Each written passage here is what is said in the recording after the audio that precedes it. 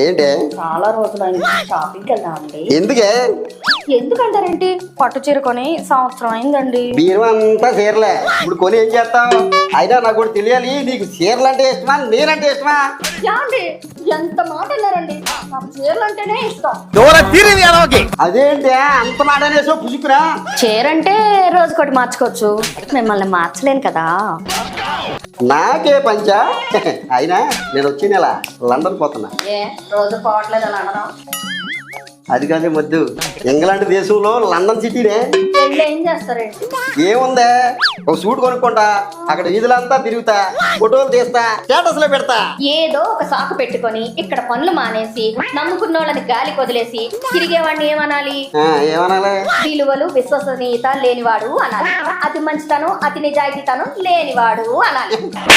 అంతేగా.